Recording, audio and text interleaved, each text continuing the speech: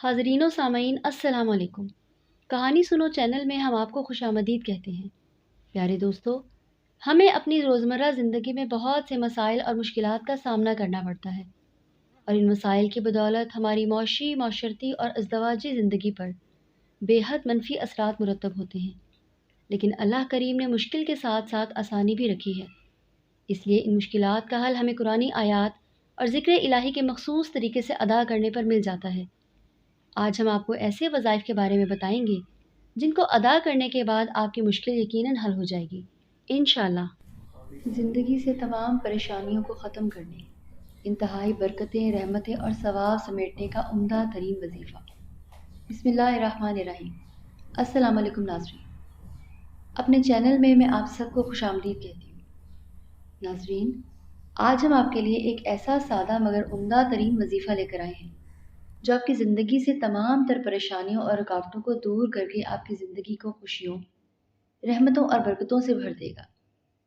پیارے دوستو، اگر آپ کو پریشانیوں نے گھیر رکھا ہے، غم اور دکھ نے آپ کو جکڑ رکھا ہے، کوشش کے باوجود آپ کا کوئی کام نہیں بن پاتا، آپ کوشش کر کر کے تھک چکے ہیں مگر پریشانیاں آپ کا پیچھا ہی نہیں چھوڑ رہی ہیں، تو آپ بالکل پریشان نہ ہوں۔ یہ پرتاثیر وظیفہ بالکل آپ کے لیے ہی ہے۔ یہ وظیفہ انشاءاللہ آپ کی زندگی کو سکون اور امن کا ایسا گہوارہ بنا دے گا کہ آپ اپنے رب کا شکر ادا کرتے کرتے نہ تھکیں گے۔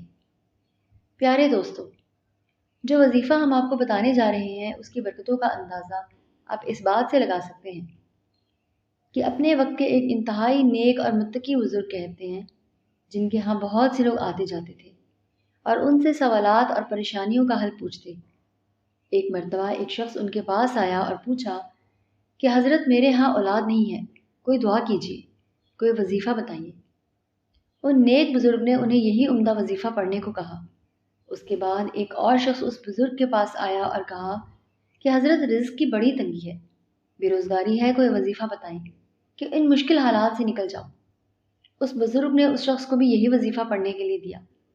ایک شخص نے پوچھا کہ گھر میں بہت بے برکتی ہے، کوئی وظیفہ دے کہ برکت پیدا ہو جائے۔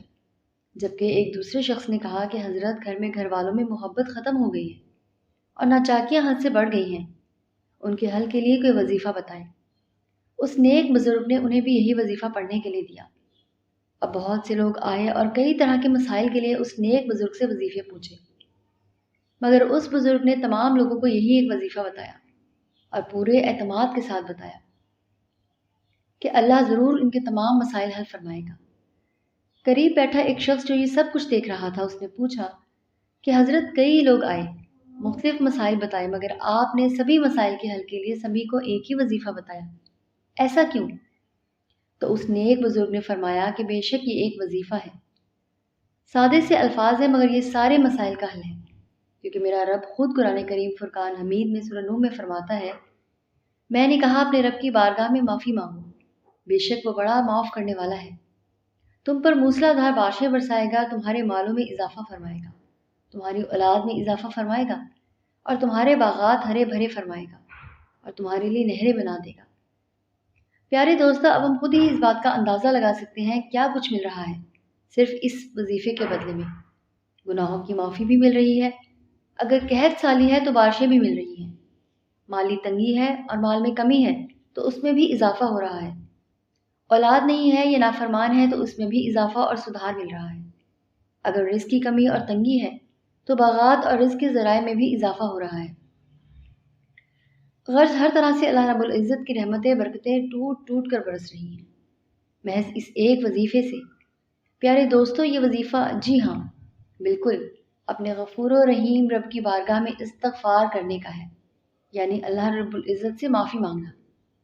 پیارے دوستو، اگر آپ رزق کی وجہ سے پریشان ہیں یا قرض کی وجہ سے حالات تنگ سے تنگ ہوتے جا رہے ہیں، بے اولادی ہے یا اولاد نافرمان ہے، گھر میں ہر وقت لڑائی جھگڑا رہتا ہے اور گھر سے برکت اڑ گئی ہے، الغرض آپ کسی بھی طرح کی پریشانی میں مبتلا ہیں، بس ایک عمدہ اور باکمال وظیفہ آپ کے ہر مسئلے کا حل بن جائے گا، بس اپنے رب سے معافی مانگیں۔ اب دوستو، آپ کو بتاتے چلیں کہ آپ نے اپنے خاص مقصد کو ذہن میں رکھ کر اس وظیفہ کو کیسے پڑھنا ہے اور کب پڑھنا ہے۔